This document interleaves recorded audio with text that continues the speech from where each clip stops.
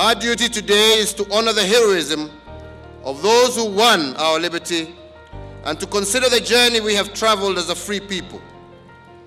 We should ask ourselves this question: if today our fathers returned and asked what we have made of our inheritance, would we give them a satisfying answer? Yes, I believe we have. We have built on their legacy. Our fathers went to war to ensure that we are a society free of ignorance. Today, Kenya's education system is ranked the best in Africa and 30th in the world, and we are still improving. Today, 9 in 10 of our children have access to a place in a public primary school, recalling that 50 years ago, only 35% of our sons and daughters had that opportunity. And that is not all. In expanding the public primary school network, previous administrations stayed true to the vision of the Founding Fathers.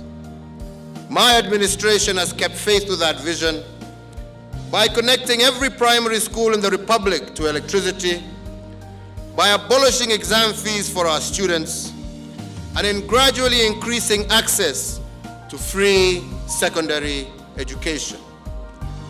And as we promised, we are rolling out the digital learning project, and 80,000 teachers have already been trained, and the digital content has been finalized. By next year, every child from Standard 1 to Standard 3 will have access to the digital devices, bringing digital learning to every corner of this republic. Our children will take their place alongside those from the richest nations, ready to compete with them.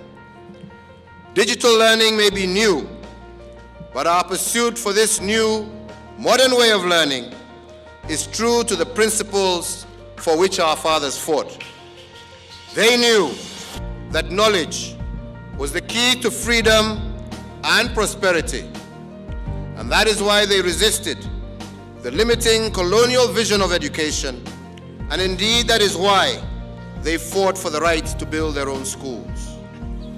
Ladies and gentlemen, when our fathers won our freedom, they knew that poverty was our arch enemy, and so they set out to end it and to make certain that every Kenyan could make a decent living.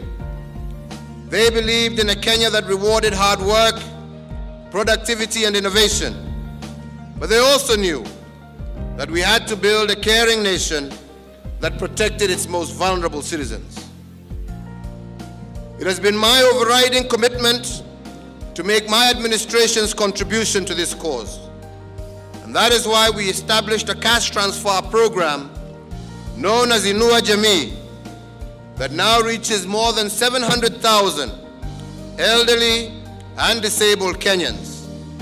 Equally, the presidential bursary scheme for orphans and vulnerable children has changed the lives of more than 49,000 such children. Again, it was this administration that set aside 30% of public procurement for women, youth, and persons living with disabilities, and it is this administration which is enforcing that policy.